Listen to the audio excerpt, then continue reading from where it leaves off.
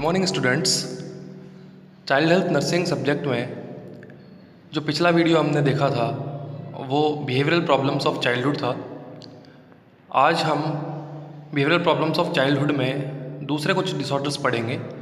पिछले वीडियो में हमने टेम्पर टेंट्रम और ब्रेथ होल्डिंग स्पेल के बारे में जाना था कि किस तरह के बिहेवियरल डिसऑर्डर चाइल्डहुड कंडीशन में बच्चों में होते हैं। जैसा कि उन दोनों डिसऑर्डर्स में हमने देखा था कि बच्चों में इमोशनल कॉन्फ्लिक्ट हो या फिर कोई ऑर्गेनिक कॉजेज़ हों या फिर पेरेंट चाइल्ड जो रिलेशनशिप है वो इनएप्रोप्रिएट हों, तो बच्चे अपनी बात मनवाने के लिए या फिर इमोशनल कॉन्फ्लिक्ट में अपना एग्रेशन दिखाने के लिए इस तरह के बिहेवियरल डिसऑर्डर अप्लाई करते हैं। आज जो हम डिसऑर्डर पढ़ेंगे वो मेनली ऐसे डिसऑर्डर हैं जिनके कॉजेज जो हैं वो ऑर्गेनिक भी हो सकते हैं, नॉन ऑर्गेनिक भी हो सकते हैं, इमोशनल भी हो सकते हैं और कॉन्फ्लिक्ट भी हो सकता है और ऑर्गेनिक कॉजेज़ भी हो सकते हैं इनके। तो जो आज जो हम डिसऑर्डर पढ़ेंगे वो है एन्यूरेसिस। इसे हम बेड वेटिंग के तौर पे भी जानते हैं। बेड वेटिंग का मतलब है कि रात में इनवॉलंटरी पासेस, यानी कि बच्चे को पता भी नहीं चलता है और वो बेड पर यूरिन पास आउट कर देता है। तो आज का डिसऑर्डर है हमारा enuresis. Enuresis is the repetitive involuntary passage of urine. Enuresis बार बार इनवॉलंटरी पासेज यानी कि अनैच्छिक रूप से पास हो जाना है यूरिन का at inappropriate place, usually at bed, ऐसे स्थान पर जो कि उपयुक्त नहीं है, जिसमें कि सबसे ज़्यादा देखा जाता है कि बच्चे रात में सोते समय बिस्तर गीला करते हैं ड्यूरिंग नाइट टाइम, रात्रि में। Beyond the age of 4 to 5 year, 4 से 5 वर्ष की उम्र से आगे भी। इसमें मेनली एक चीज़ हम देख सकते हैं कि 4 से 5 वर्ष की उम्र इसलिए कहा गया है यहाँ पर क्योंकि 4 वर्ष से कम उम्र के जो बच्चे होते हैं उनमें वैसे भी नर्वस सिस्टम इतना डेवलप नहीं होता है, जिस वजह से ब्लैडर के जो सिमुलेशंस हैं वो सिग्नल्स जो हैं डिस्टेंडेड ब्लैडर के वो उनके नर्वस सिस्टम तक नहीं पहुंच पाते हैं और ब्रेन तक नहीं पहुंच पाने की वजह से बच्चे को पता नहीं चल पाता है। लेकिन 4 से 5 वर्ष की जो एज है उसके बाद नर्वस सिस्टम प्रॉपर डेवलप हो जाता है और बच्चे को ये सिग्नल्स मिलने चाहिए कि ब्लैडर जो है वो फुल हो चुका है और इसे पास आउट किया जाना ज़रूरी है, इसे एम्प्टी किया जाना ज़रूरी है। तो इसलिए 4 से 5 वर्ष की उम्र के बाद भी अगर बच्चा बेड वेटिंग करता है तो उसे हम एन्यूरेसिस नाम का बिहेवियरल प्रॉब्लम की श्रेणी में रखते हैं। It is found in 3 to 10% school children. 100 बच्चों में से 3 से लेकर 10 बच्चे इस कंडीशन को फाउंड करते हैं, यानी कि उनमें ये देखी जाती है। कारण क्या क्या है वो हम देखते हैं। Most frequent causes of enuresis क्या क्या है। The first cause is small bladder capacity. बच्चों के ब्लैडर की कैपेसिटी उतनी नहीं होती है जितना कि एडल्ट्स की होती है, इसलिए स्मॉल ब्लैडर कैपेसिटी एक कारण बनती है जिसकी वजह से बच्चा बेड वेटिंग करता है। The second cause is improper toilet training. मैंने आपको टॉयलेट ट्रेनिंग के बारे में बताया था। टॉयलेट ट्रेनिंग में बच्चे को ट्रेन किया जाता है कि वो अपने यूरिन है अपना और जो डेफिकेशन प्रोसेस है उसको प्रॉपरली कर सके। तो अगर टॉयलेट ट्रेनिंग अच्छे से नहीं हुई है बच्चे की तो भी वो बेड वेटिंग कर सकता है। डीप स्लीप यानी कि बहुत ज़्यादा गहरी नींद में अगर बच्चा हो, इसमें है inability to receive the signals from distended bladder. बहुत ज़्यादा गहरी नींद में होने पर बच्चे के नर्वस सिस्टम को, उसके ब्रेन को ये सिग्नल्स नहीं मिल पाते हैं कि उसका ब्लैडर फुल है और इसे अब एम्प्टी किया जाना ज़रूरी है। तो डीप स्लीप भी एक कारण है। Next cause is dependent parent child relationship. बच्चे के अंदर ये डिपेंडेंसी आ जाए कि माँ बाप को ही, उसके माता पिता को ही ये करवाना है, माता पिता ही उसे ये वाइडिंग करवाएंगे, तो भी ये भी एक कारण बनता है। अगर माता पिता उस समय पर उपलब्ध नहीं हो या वो नहीं करवाएं तो बच्चा फिर बेड वेटिंग करता है। डोमिनेंट पेरेंट यानी कि माँ बाप जो हैं वो इतने ज़्यादा फोर्सफुल बच्चे को रखते हैं और डोमिनेंट हो जाते हैं कि नहीं आपको ही करना है, हम इसमें कोई हेल्प नहीं करेंगे, तो भी बच्चा बेड वेटिंग कर सकता है। नेक्स्ट है पनिशमेंट। बच्चे को किसी तरह की सज़ा दी गई हो या उसे पनिश किया गया हो तो वो इमोशनल कॉन्फ्लिक्ट के तौर पर भी ये कंडीशन दिखा सकता है। इनसिक्योरिटी, बच्चों के अंदर इनसिक्योरिटी रहती है, असुरक्षा की भावना अगर उनमें हो, उनको डर लगे तो भी वो बेड वेटिंग कर सकते हैं। नेक्स्ट है पेरेंटल डेथ। अगर माता पिता में से किसी की मृत्यु हो गई हो और बच्चे का उनके प्रति लगाव बहुत ज़्यादा था तो वो इस कंडीशन में भी, क्योंकि वो इमोशनली इनअप्रोप्रिएट कंडीशन में आ जाते हैं, डिस्टर्ब हो जाते हैं, इस वजह से भी ये कंडीशन देखी जा सकती है। नेक्स्ट है इमोशनल कॉन्फ्लिक्ट एंड टेंशन। बच्चे किसी तरह के अवसाद में हैं, वो किसी तरह की चिंता में हैं, उन्हें इनसिक्योरिटी है ये सब कारण भी उनके इमोशनल कॉन्फ्लिक्ट के कारण बनते हैं और बेड वेटिंग इसमें भी बच्चे द्वारा की जा सकती है। नेक्स्ट है डिजायर्स टू गेन केयर। बच्चे चाहते हैं कि माता पिता या उनके फैमिली मेम्बर उनका ख्याल रखें, लेकिन कई बार ऐसा होता है कि माता पिता उतना अच्छे से बच्चे का ख्याल नहीं रख पाते हैं, तो बच्चा चाहता है कि मेरे पेरेंट्स मेरी केयर करें, और अगर ऐसा ना हो तो बेड वेटिंग हो सकती है। फॉर अटेंशन ऑफ पेरेंट, माता पिता का ध्यान अपनी तरफ आकर्षित करने के लिए बच्चा इस तरह की चीज़ें कर सकता है जिससे कि माता पिता उसका ख्याल रखना शुरू करें। नेक्स्ट है dark passes to toilet. Bedroom से और टॉयलेट तक का जो रास्ता है, यदि उसमें अंधेरा है, बच्चे को डर लगता है, वो किसी कारणवश इमोशनली डिस्टर्ब है, तो उसे डर लगता है और वो टॉयलेट तक जाने की इच्छा नहीं रखता है और involuntary passage of urine at bed वो करता है, जिसे कि हम एन्यूरेसिस के तौर पर जानते हैं। नेक्स्ट है कोल्ड। ठंड के समय कई बार जो बच्चे हैं वो निकलना नहीं चाहते हैं रूम से, तो भी बेड वेटिंग कर सकते हैं। नेक्स्ट है फियर ऑफ टॉयलेट। कई बार ऐसा होता है कि बच्चों को हम अनजाने में घर में कुछ जगहों के लिए ऐसा कह दिया जाता है कि बेटा यहाँ नहीं जाना है, यहाँ डर है, उनके मन में ये बात बिठा दी जाती है। तो कई बार बच्चों को ऐसा लगता है कि टॉयलेट में वहाँ, क्योंकि उनके साथ माँ बाप तो होंगे नहीं या फैमिली मेम्बर कोई होगा नहीं, तो उन्हें वहाँ जाने में डर लगता है। इस वजह से भी बच्चा कोशिश करता है कि वो बेड पर ही टॉयलेट करता है, यूरिन पास आउट करता है। नेक्स्ट है toilet at distance from bedroom. Bedroom से टॉयलेट की दूरी बहुत ज़्यादा हो तो भी बच्चा बेड वेटिंग करता है। नेक्स्ट कॉज है एसोसिएटेड ऑर्गेनिक फैक्टर्स। ये तो सब हमने इमोशनल, बिहेवियरल और एनवायरमेंटल कॉजेज़ देखे थे। जो लास्ट है वो है ऑर्गेनिक फैक्टर, यानी कि बच्चे के ऑर्गन में कोई सिस्टेमिक जो अप्रोच है उसकी वो ठीक नहीं है। सिस्टेमिक डिसऑर्डर है उसे, जिसमें कि है स्पाइना बिफिडा।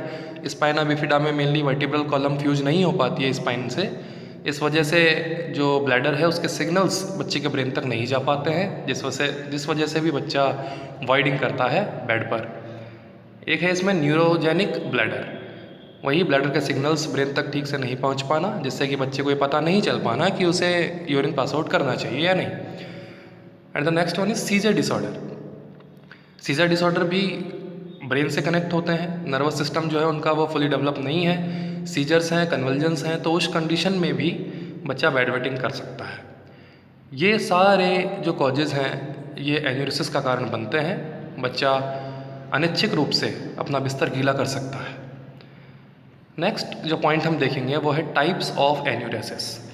एन्यूरेसिस को हमने पढ़ा, कितने प्रकार का हो सकता है, क्या क्या टाइप हो सकते हैं। इसके दो टाइप्स हैं, प्राइमरी और secondary. Primary enuresis mainly deal करता है delayed maturation of neurological control of urinary bladder. बच्चा प्रॉपरली मैच्योर नहीं हो पाया है, उसका नर्वस सिस्टम प्रॉपरली मैच्योर नहीं हो पाया है, जिससे कि उसका कंट्रोल अपने यूरिनरी ब्लैडर पर नहीं रहता है और बच्चा इनवॉलंटरी पासेस करता है। सेकेंडरी एन्यूरेसिस में जो कारण होते हैं वो है इलनेस एंड हॉस्पिटलाइजेशन। बच्चा किसी क्रॉनिक इलनेस से सफ़र कर रहा है या बहुत दिनों से हॉस्पिटलाइज है, या फिर इमोशनल कॉन्फ्लिक्ट, ये सब सेकेंडरी एन्यूरेसिस का कारण बनते हैं।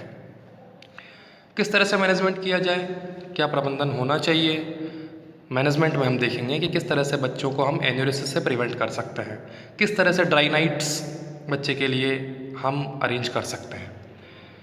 मैनेजमेंट में पहला जो हमारा पॉइंट है वो है असेसमेंट ऑफ एग्जैक्ट कॉज। सबसे पहला जो काम है वो है कि सबसे पहले वास्तविक स्थिति का पता लगाया जाए कि वाकई में कारण क्या है जिसकी वजह से आपका बच्चा बेड वेटिंग करता है।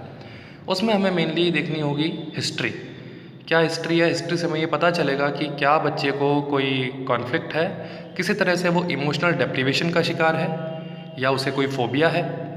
फिर है क्लिनिकल एग्जामिनेशन, बच्चे का प्रॉपर क्लिनिकली एग्जामिनेशन किया जाए और नेसेसरी इन्वेस्टिगेशन, पूरी तरह से उसको इन्वेस्टिगेट किया जाए ताकि ये पता लगाया जा सके कि जो कॉज है वो ऑर्गेनिक है या नॉन ऑर्गेनिक है।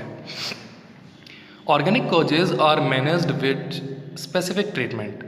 जो ऑर्गेनिक कॉज हमने पढ़े थे जैसे कि स्पाइना बिफिडा है, न्यूरोजेनिक ब्लैडर है, ये सब कंडीशंस अगर हैं तो इन्हें उसके लिए जो स्पेसिफिक ट्रीटमेंट है उसके आधार पर हम एन्यूरेसिस को रिकवर कर सकते हैं। Non organic causes to be managed with emotional support to the child. अगर कॉज ऑर्गेनिक नहीं है तो इसका मतलब है कि वो नॉन ऑर्गेनिक कॉज है, उसको हम मैनेज कर सकते हैं बच्चे को इमोशनल सपोर्ट देकर, and parent along with environmental modification. हमने देखा उसमें एनवायरमेंटल फैक्टर्स भी थे जो कि रेस्पॉन्सिबल हैं एन्यूरेसिस के लिए, तो उसको मॉडिफाई किया जाए, जैसे कि डार्क पासेज ऑफ टॉयलेट है या बेडरूम से बहुत ज़्यादा डिस्टेंस है, तो इन सब कंडीशंस को हम मॉडिफाई कर सकते हैं।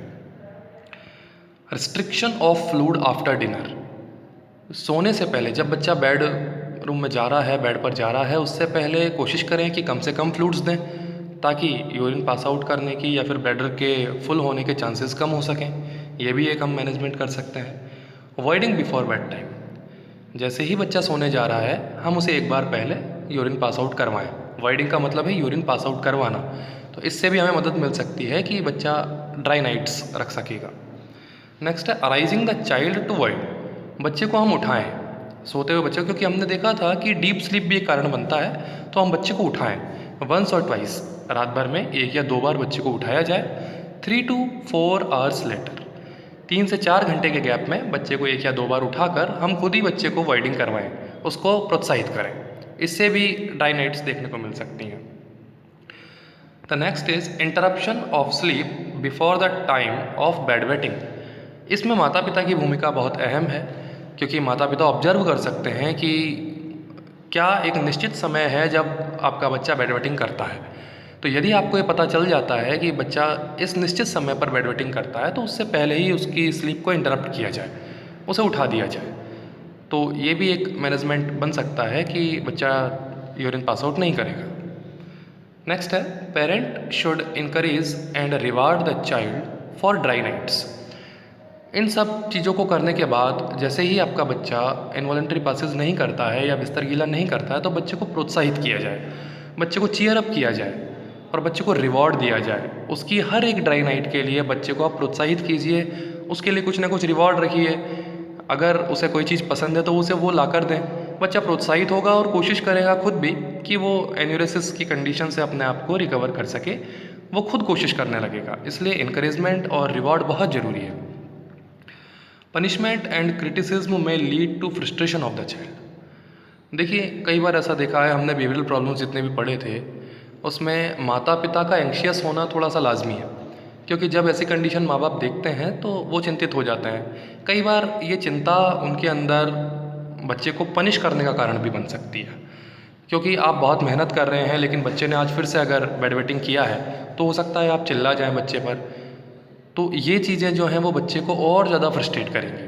अगर इमोशनल कॉन्फ्लिक्ट की वजह से बच्चा बेड वेटिंग कर रहा है तो ये उसको डिसएडवांटेज होगा कि आप उसको पनिश कर रहे हैं।